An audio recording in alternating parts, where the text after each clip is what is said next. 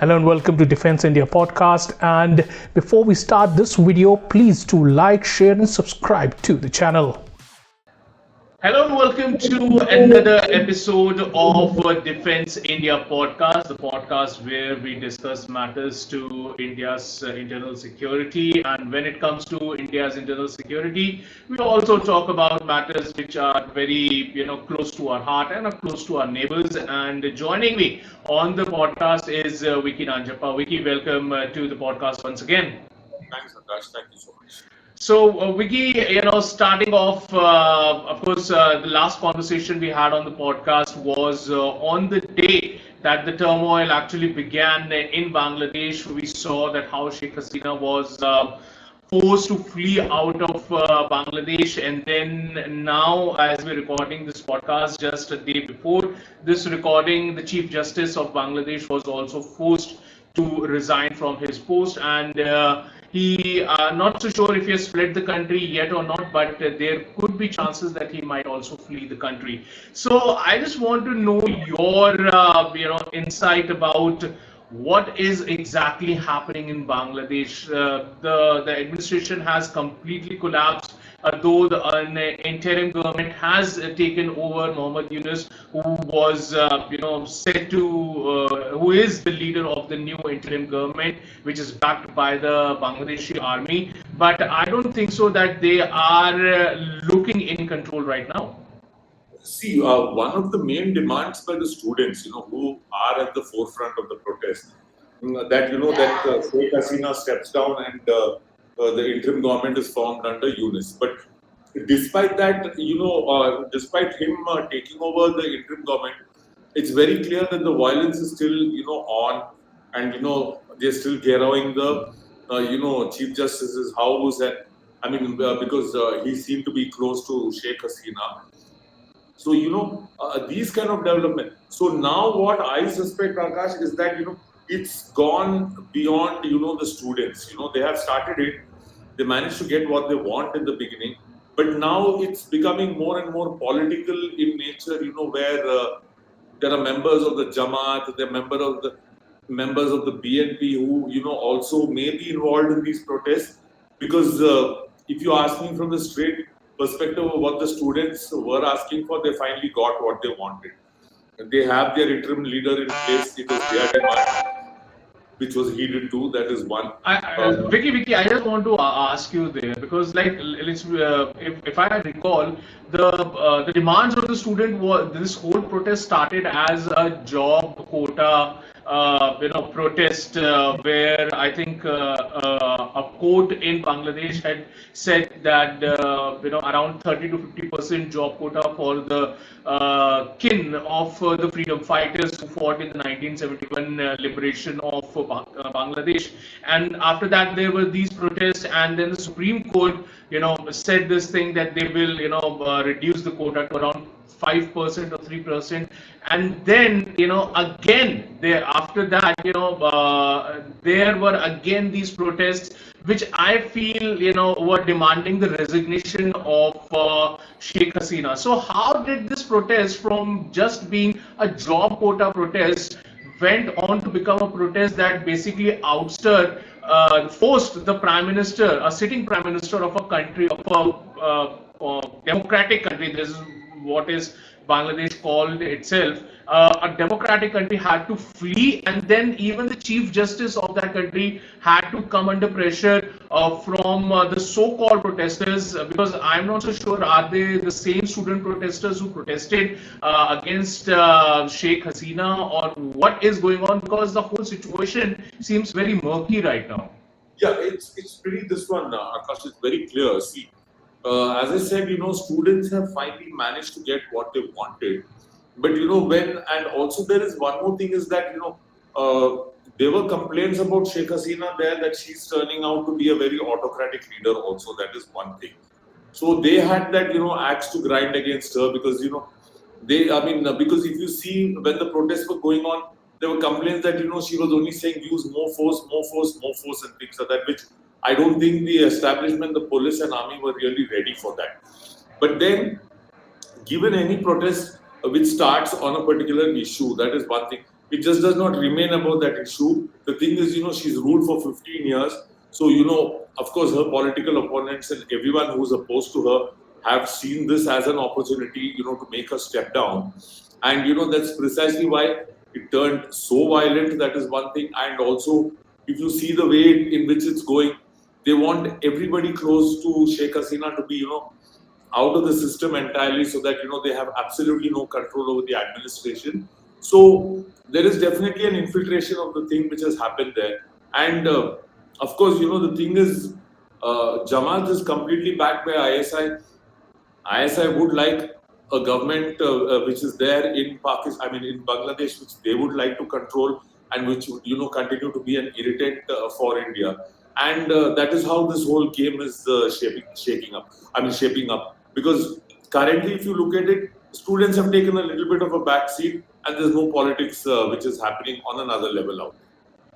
Correct. And of course, politics always takes, the forefront when these kind of demonstrations or protests happen. We have seen live examples of it in India. The formation of Aam Aadmi Party basically started with, India Against Corruption movement, and then it turned out to be a political outfit, Aam Aadmi Party. And where the party is today, we can all see and talk about it. That's a different matter altogether.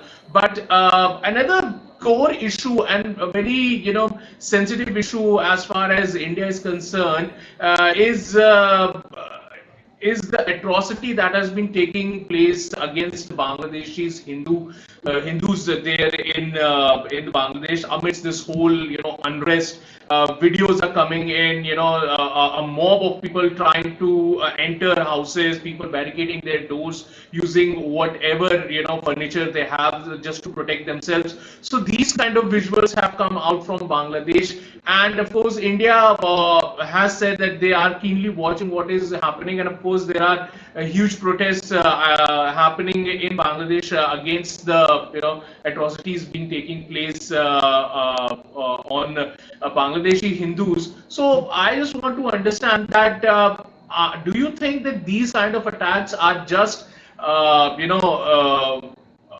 just in the heat of the moment kind of a thing, attack on the minorities, or this is all pre-planned? See, Akash, there's been a long-standing demand to recognize the genocide of the Hindu minorities, which took place in 71. That is, at the hands of the Pakistan army. Till date, the West, nor the United Nations, which is, so quick to comment on, issues like Kashmir or CA, has not said a word about it.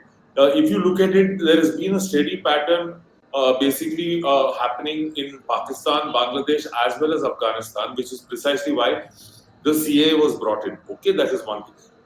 This has been a systematic pattern that has been happening for a very, very long time. Okay, now you see there is more aggression on the streets, because I wouldn't call this as, just atrocities. I would, look at it as, a very well pre-planned terror and a case of ethnic cleansing. They want all the women to be converted. If not, they are raped and murdered and things like similar things like what you see in Pakistan, and what we saw what happened to our Sikh brothers in Afghanistan as well. So the whole idea is to wipe out the population of Hindus in Bangladesh. That is one. Grab their land, okay, which has been happening there. Just eradicate and make sure you're either a converted Muslim, or you cease to exist in this country, and they can go up to any length. And this has been the agenda of the Jamaat, and that is why what I worry more about is that when the BNP, if the BNP comes to power, if there is an election anytime soon, then definitely in the past they have allied with the Jamaat and things like that. Although they say that it is the alliance is more political than ideological, but when there is a party that is in power there, they will wield the whip. And Khalida Zia does not exactly have a great record of protecting the minorities in the country out there. So it is getting worse. And one thing you said that you just said that Indian government is saying we are watching. I think it's high time that the watching stops and the working begins, because the situation is very, very dire out there. I understand that, you can't jump the gun, when there's such a hostile situation out there. You cannot jump the gun. You need to work these things out diplomatically, but at some point, you need some hardcore action and, put an end to this, this ethnic cleansing which is happening out there. So, Vicky, you said hardcore action. Do you imply that India should, in the near future, consider a military action as we did in 1971, help in Bangladesh? Yes, something, I mean, not to that scale, Akash, but at least to protect the minorities, some kind of action, like targeted strikes on these camps and modules, which run such dens and things like that. And if military kind of action is going to escalate, which will always be the last option, then at least uh, sort it out diplomatically so that they're safe. That is one, which I see is only a 50-50 at the moment. And the other thing is possibly, try and give them, I mean, refuge in India here, and, don't hold up people at the borders because they are desperate. I understand that, it's a crisis of, a big magnitude which is happening out there. So there are many other things which you can do, but then there has to be stern messaging also, Akash. Like, something like a Balakot had a very strong message which was sent out to Pakistan and the Jaish-e-Mohammed at the end of it. So I don't think these radical mullahs should run amok and just have their way out, and then we have this just wait and watch policy. It is not going to happen overnight, because this has been happening forever. It's just that it's worse today, but it was no different before the turmoil began. Right, and Vicky, you said that army, stopping these refugees from coming to India. We saw those visuals around. I think it's the border near to West Bengal, where thousands of people were standing in river water trying to get to India, and BSF had stopped them and asked the border guard Bangladesh to get these people back into their country. The situation is definitely getting worse. No end to that. And of course, MEA had spoken out on this. There was a press con. They said that they are watching the situation, and you also said that okay, watching doesn't end this. But of course, there will be a global pressure on India also if we do something like a military exercise or a military practice there in Bangladesh. So there would be consequences. So do you think that the government, how would the government then, tackle all those kind of global pressures? See, that's actually, very unfortunate. The thing is, if we decide, that we need to keep our borders secure, that is one thing. Letting in people from Bangladesh is one part of the problem, but there are going to be these other elements who are, who are coming into India for different purposes. That is also another, crisis which we will have to tackle if you just suddenly let people in large numbers. So it's a big challenge out there. And about global pressure, Akash, I don't know why we need to face the global pressure. I don't think we are the aggressors out here. That is one thing.